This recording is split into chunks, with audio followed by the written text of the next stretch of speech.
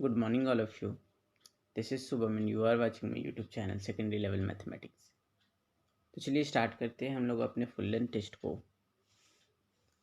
जिसमें हम लोग question number 5 to question number 10 को आज डील करेंगे। कल मैंने बोला था कि मैं क्वेश्चन नंबर 5 को सब्स्टिट्यूशन मेथड से नेक्स्ट वीडियो में बताऊंगा, तो आज हम लोग सब्स्टिट्यूशन मेथड के थ्रू क्वेश्चन नंबर 5 को डील करेंगे। क्वेश्चन नंबर 5 क्या बोल रहा है कि हम लोग को दो लीनियर इक्वेशन दिया हुआ है टू वेरिएबल में, और हम लोग को एक्स एंड वाई का वैल्यू फाइंड आउट करना है। लीनियर इक्वेशन क्या है? 1/2x minus 1/y is equal to -1 and 1/x plus 1/2y is equal to 8। Condition given है x not equal to 0 and y not equal to 0। जिन किसी को भी x not equal to 0 and y not equal to 0 के बारे में नहीं मालूम कि इस इक्वेशन में क्यों डाला गया है, वो आई टैब में जा करके मेरे पिछले वीडियो को देख सकते हैं। पिछले वीडियो को मैंने अभी तक प्राइवेट नहीं किया है, since someone has commented that he needs this question for some time more. So भाई तुम्हारे लिए आज के लिए मैंने उस वीडियो को छोड़ दिया है।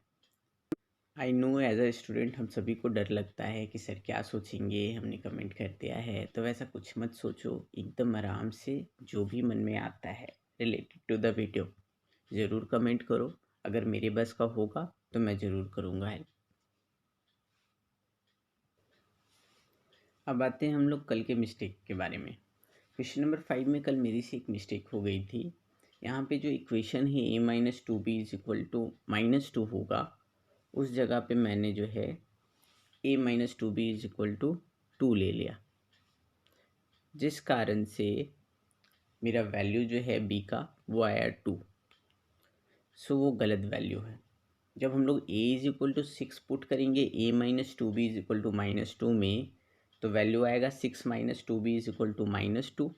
That means -2b is equal to -2 minus 6. That means b is equal to -8 upon -2. That means 8 upon 2. तो वैल्यू आएगा 4। तो y का वैल्यू हो जाएगा 1/4। बात समझ में आई? अब बात आती है कि अगर किसी से इन केस गलती से भी, जैसे मुझसे कल मिस्टेक हुई, वैसे आपसे भी एग्ज़ाम में ऐसी मिस्टेक हो सकती है कि थोड़ा सा मिस्टेक के कारण जो है आंसर डिफर कर गया है। तो भाई 5 नंबर का क्वेश्चन, तो किसी ना किसी तरीके से वो तो आपको परेशान करेगा ही करेगा। तो इन केस अगर ऐसा होता है तो उसको चेकआउट करने के लिए मैं आपको एक तरीका बताता हूँ। तरीका बिल्कुल आसान है, आपको कुछ नहीं करना है। जो भी ए और बी का वैल्यू आया है वो उस इक्वेशन में पुट करके देखिए जिस इक्वेशन में ए और बी है। तो ए और बी में हम लोग को क्या देखने को मिल रहा है, a-2b इज इक्वल टू -2 है। तो एक बार उसमें पुट करके देखिए कि ये वैल्यू सेटिस्फाई कर रहा है कि नहीं। ए का वैल्यू हम लोग लाए 6 और बी का वैल्यू लाए 4। तो पुट करते हैं, तो 6 - 2 इंटू 4, तो 6 - 2 इंटू 4 क्या देगा? 6 - 8। 6 - 8 हम लोग को क्या मिलेगा? -2। देखिए a-2b का वैल्यू भी -2 है, मतलब इक्वेशन को सेटिस्फाई कर गया। तो हम लोग बोल सकते हैं कि a is equal to 6 and b is equal to 4 जो है हमारा सही वैल्यू है। लोग सॉल्व करते हैं उसी क्वेश्चन नंबर 5 को सब्स्टिट्यूशन मेथड से। तो इक्वेशंस क्या था हमारा? 1/2x minus 1/y is equal to -1 and 1/x plus 1/2y is equal to 8। Condition given था x not equal to 0 and y not equal to 0। तो हम लोग पिछले वीडियो में जिस तरीके से काम किए थे स्टार्टिंग में, हम लोग उसी तरीके से वर्क करेंगे। 1/x को a ले लेंगे, 1/y को b ले लेंगे और a और b के टर्म्स में इक्वेशन को ले आएंगे। तो इक्वेशन हमारा क्या बनेगा? a-2b is equal to -2 and 2a plus b is equal to 16। हम लोग को दो इक्वेशन मिल गया। अब हम लोग इसमें सब्स्टिट्यूशन मेथड लगाएंगे। सब्स्टिट्यूशन मेथड कैसे लगाएंगे? हम लोग क्या करेंगे, कोई भी एक वेरिएबल को हम लोग सेकेंड वेरिएबल के टर्म्स में ले आएंगे। जैसे यहाँ पे मैंने b को a के टर्म्स में लाया है। हम लोग क्या देखे कि a-2b इज इक्वल टू -2 था पहला इक्वेशन में, तो उसमें अगर हम लोग सॉल्व करें तो 2b is equal to a plus 2 होगा। That means b is equal to a plus 2 upon 2 होगा। अब b is equal to a plus 2 upon 2 जो है हम लोग सेकेंड इक्वेशन में रखेंगे। यहाँ पे बहुत बच्चे लोग क्या गलती करते हैं कि बी का वैल्यू फर्स्ट इक्वेशन से लाते हैं और फर्स्ट इक्वेशन में ही डाल देते हैं, तो उससे कभी भी आपको सॉल्यूशन नहीं मिलेगा। हम लोग को क्या करना है, बी का वैल्यू निकालना है फर्स्ट इक्वेशन से और सेकेंड इक्वेशन में बी का वैल्यू पुट करके बी का वैल्यू लाना, ए का वैल्यू लाना है।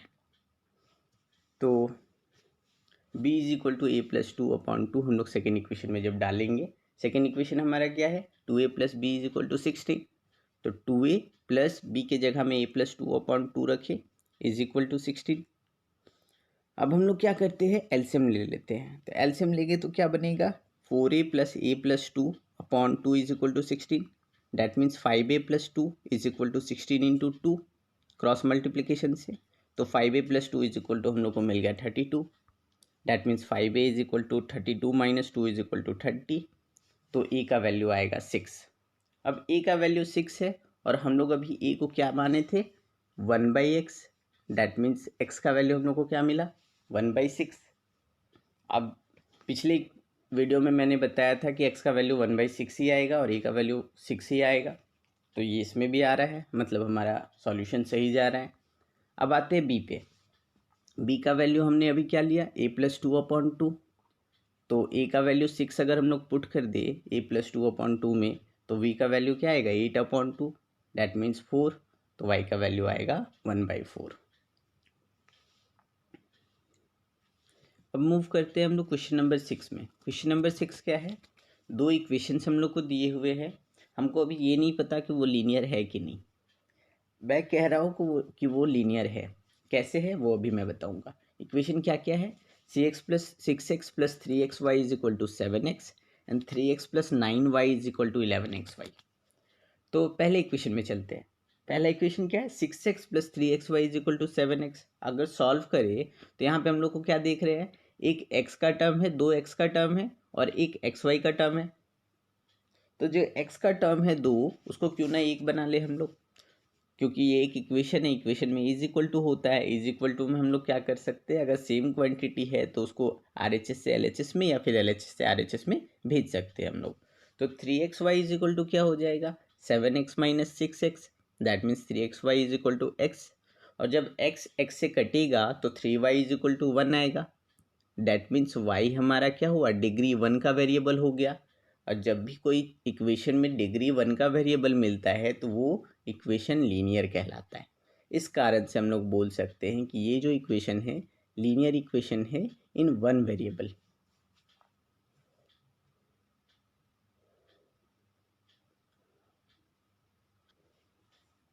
अब बात आती है कि सर हम लोग को तो वन वेरिएबल लीनियर इक्वेशन नहीं पढ़ना है, हम लोग को तो टू वेरिएबल लीनियर इक्वेशन पढ़ना है। तो हाँ भैया, कोई दिक्कत नहीं है। हम लोग मान लेते हैं कि सेकेंड वेरिएबल जो y है उसका कोफिशिएंट 0 है, तो ये टू वेरिएबल में नहीं बन गया है। y के टर्म्स में एक इक्वेशन है और एक x का टर्म जो है उसको फिर हम लोग सॉल्व करके, मतलब x वाला जो कोफिशिएंट है उसको 0 रख लेंगे। तो इससे हम लोग को क्या मिल जाएगा, 0x plus 3y is equal to 1। ये भी तो एक इक्वेशन बन सकता है। तो हम लोग ये बोल सकते हैं कि ये linear equation in two variable है। अब ये linear equation in two variable है, इतना समझ में आ गया। और प्लस y का वैल्यू हम लोग 1/3 ले आए। पहला इक्वेशन से हम लोग y का वैल्यू 1/3 ले आए, तो हम लोग क्या करेंगे, y इज इक्वल टू 1/3 किस इक्वेशन में पुट करेंगे, सेकेंड इक्वेशन में पुट करेंगे। तो जैसे ही y इज इक्वल टू 1/3 हम लोग सेकेंड इक्वेशन में पुट करेंगे तो वैल्यू क्या आएगा, 3x plus 9 into 1/3 is equal to 11 into X into 1/3, क्योंकि इक्वेशन था हमारा 3x plus 9y is equal to 11xy। जब हम लोग इसमें पुट करेंगे तो वैल्यू क्या आएगा, 3x, 9 डिवाइडेड बाई 3 हम लोग को मिल जाएगा 3। That means 3x plus 3 is equal to 11x/3। अब हम लोग क्या जानते हैं कि इक्वेशन में अगर सेम क्वांटिटी है तो उसको LHS से RHS में या फिर RHS से LHS में भेज सकते हैं। तो 3x minus 11/3x is equal to -3 हो जाएगा इक्वेशन। और उसको सॉल्व करेंगे तो 9x minus 11x/3 is equal to -3 होगा। That means -2x is equal to -3 into 3। That means -2x is equal to -9। तो x का वैल्यू क्या आया, +9/2। तो हम लोग को दो वैल्यू मिले, x का वैल्यू 9/2 और y का वैल्यू 1/3। ये क्वेश्चन अच्छे से समझ में आ गई।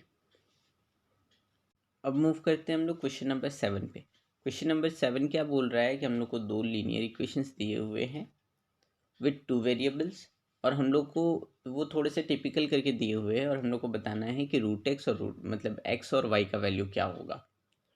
तो इक्वेशन क्या है हमारा, 2/√x plus 3/√y is equal to 2, 4/√x minus 9/√y is equal to -1। Condition given है x not equal to 0 and y not equal to 0। तो जैसे मैंने पिछले वीडियो में क्वेश्चन को सॉल्व किया था उसी तरीके से मैं इसमें भी सॉल्व करूँगा। हम लोग क्या करेंगे, 1/√x इज इक्वल टू ए ले लेंगे। पिछले वीडियो में मैंने 1/x इज इक्वल टू ए लिया था क्योंकि वहाँ पे 1/x और 1/y का टर्म था। यहाँ पे 1/√x और 1/√y का टर्म है, तो इसको हम लोग 1/√x को ए ले लेंगे एंड 1/√y को बी ले लेंगे। तो इक्वेशन हमारा क्या बन जाएगा, 2a plus 3b is equal to 2 बन जाएगा हमारा फर्स्ट इक्वेशन, और 4a minus 9b is equal to -1 बन जाएगा सेकेंड इक्वेशन। अब दोनों इक्वेशन को अगर हम लोग देखें तो एक में है -9b और दूसरा में है 3b। तो -9b और 3b में तो कैंसिलेशन नहीं हो पाएगा, इसलिए हम लोग अगर इसमें एलिमिनेशन मेथड लगाना चाहते हैं तो इक्वेशन 1 को हम लोग को क्या करना होगा, इक्वेशन 1 को हम लोगों को 3 से मल्टीप्लाई करना होगा।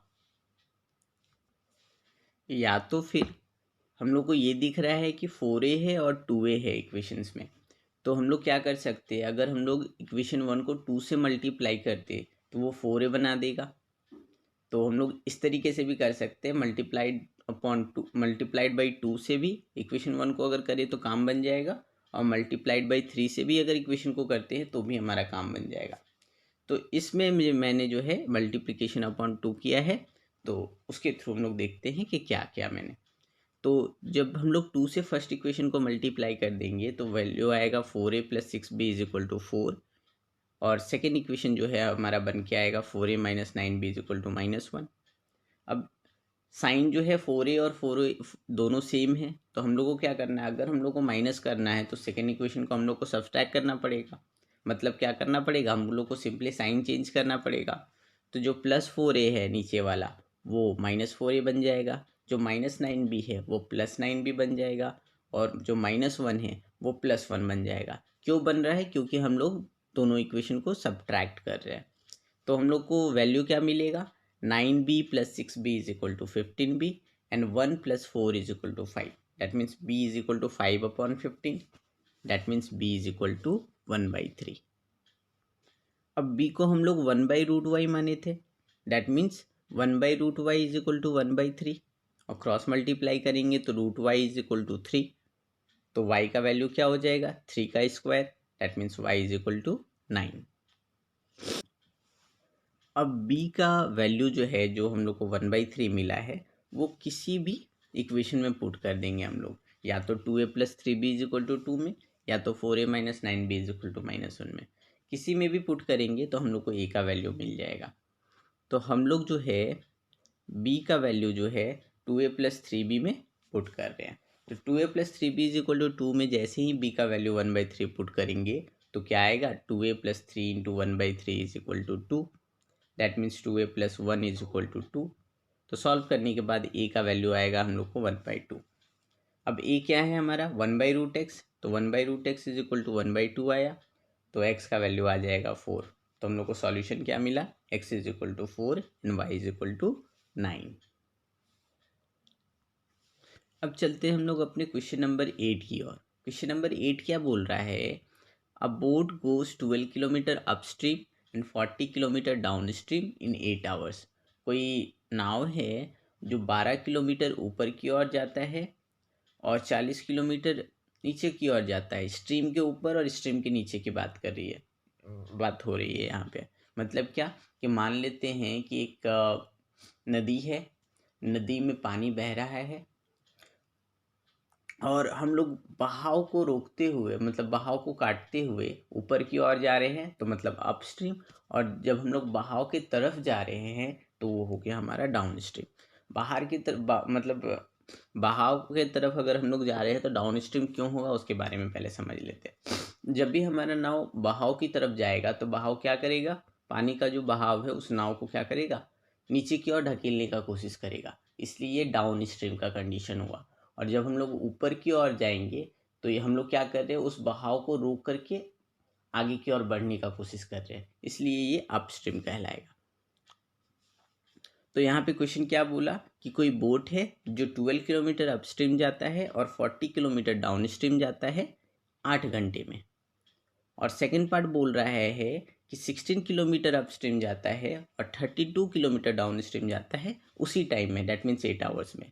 तो हम लोग को बताना है कि स्पीड ऑफ द बोट क्या है स्टिल वाटर में। स्टिल वाटर मतलब क्या, शांत पानी।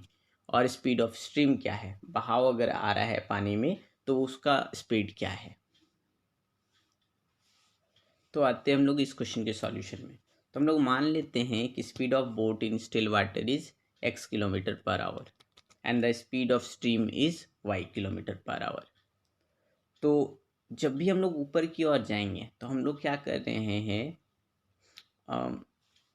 उस बहाव को रोकने का कोशिश कर रहे हैं। मतलब क्या, हम लोग को ऊपर की ओर जाने में ज़्यादा पावर लगाना पड़ेगा। जैसे मान के चलिए कि अगर कोई आपको मार रहा है और आपको आगे बढ़ना है उसको बिना मारे हुए, तो आपको क्या करना होगा, अपने अंदर में ज़्यादा पुश लाना होगा कि नहीं हमको आगे बढ़ना है। वो कितना भी मारे हमको कोई फ़र्क नहीं पड़ता, लेकिन फिर भी आपका पोटेंशियल तो कम होगा ही होगा। कोई आपको रोक रहा है उसके बाद भी आपको ऊपर की ओर जाना है। इस कारण से यहाँ पे क्या होगा, speed of upstream x minus y kilometre per hour होगा। और स्पीड ऑफ डाउन स्ट्रीम क्या हो जाएगा, x plus y kilometre per hour. क्यों प्लस हो रहा है, क्योंकि जब भी हम लोग बहाव की तरफ जाएंगे तो पानी का बहाव क्या करेगा, उस बोट को आगे की ओर बढ़ाएगा।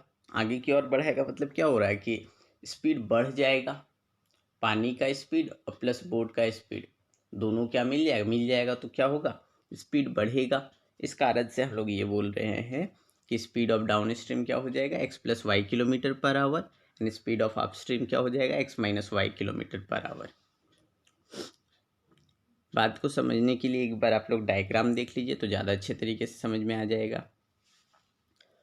अब क्वेश्चन क्या बोल रहा था कि 12 किलोमीटर अपस्ट्रीम जो है और 40 किलोमीटर डाउन स्ट्रीम जो है वो 8 आवर्स में कवर अप करता है। मतलब हम लोग को रिलेशन टाइम में दिया हुआ है तो, और डिस्टेंस के बारे में बात कर रहा है। तो टाइम का रिलेशन डिस्टेंस से क्या होता है, टाइम इज इक्वल टू क्या होगा, डिस्टेंस अपॉन स्पीड।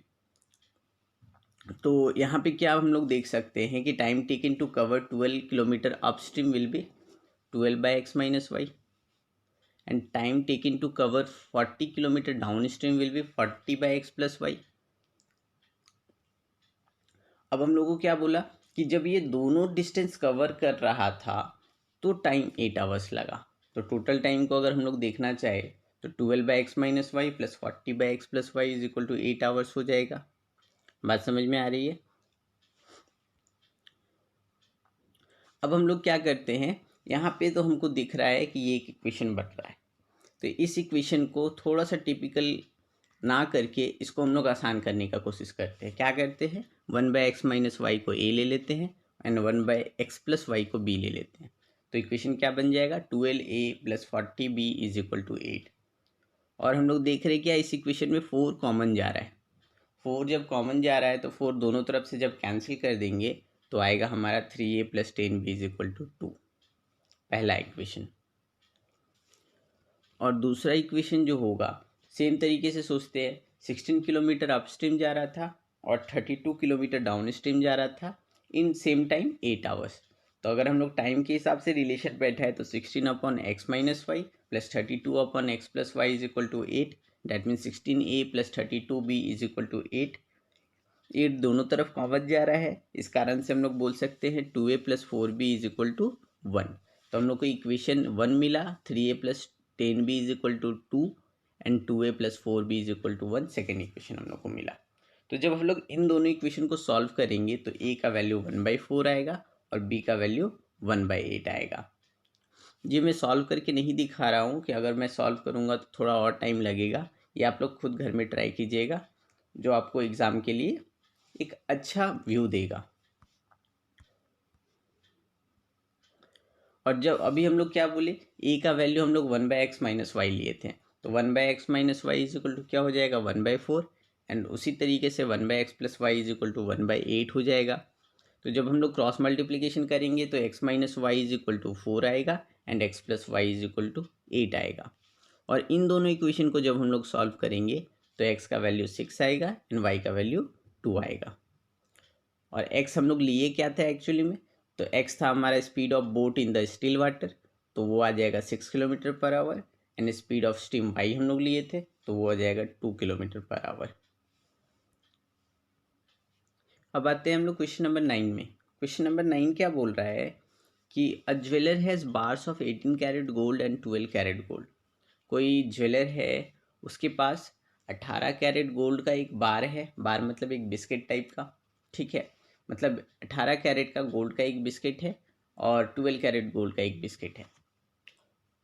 अब बिस्किट ये नहीं समझ लेना है हम लोगों को कि खाने वाला बिस्किट है, ठीक है, मतलब वो एक बार है जो गोल्ड का है और 18 कैरेट का है, और दूसरा है एक 12 कैरेट का बार है जो गोल्ड का बना हुआ है, ठीक है।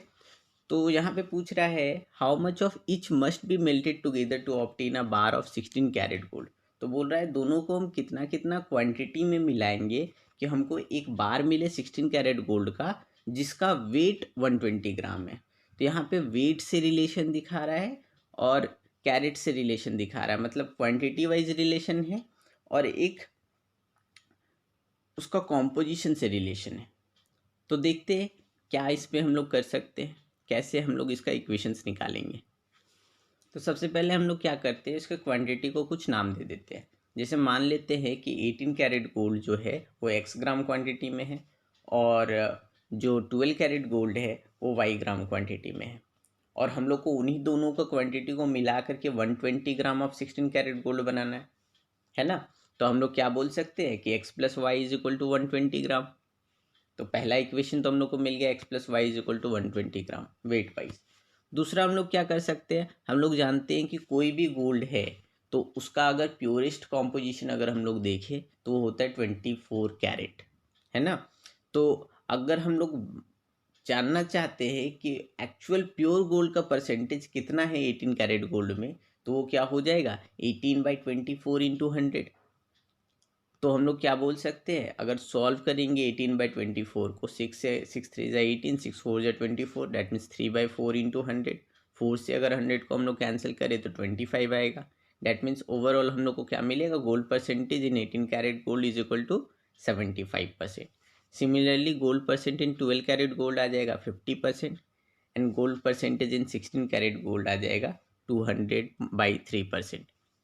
तो हम लोग को क्या पता है कि ये जो गोल्ड परसेंट, सिंपली ये बोला गया हम लोग को क्वेश्चन में कि ये जो 18 कैरेट गोल्ड है और ये जो 12 कैरेट गोल्ड है दोनों मिल रहा है और 16 कैरेट गोल्ड दे रहा है। तो कॉम्पोजिशन वाइज भी यही हो जाएगा कि 75% of 75% of 18 carat gold and 50% of 12 carat gold is equal to 200% of 16 carat gold.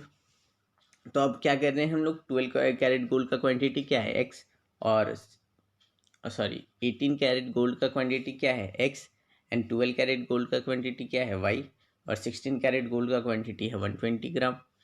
तो उससे रिलेशन फिर से बना लेते हैं, तो क्या बन जाएगा composition relation, 75/100x plus 50/100y is equal to 200/3% है। तो परसेंट को अगर हम लोग कन्वर्ट करेंगे तो 200/300 बन जाएगा, ये 200/300 इंटू 120। अब हम लोग क्या करेंगे, इस इक्वेशन को अगर सॉल्व करेंगे तो 25 से अगर हम लोग करें तो 25 3 ज़ा 75 होता है, 25 4 ज़ा 100 होता है, तो इक्वेशन बनेगा 3x/4 प्लस 50/100 है। 50 को अगर 100 मतलब 50 से अगर 100 को डिवाइड करें तो आएगा 2, डैट मीन्स ये बन जाएगा y/2।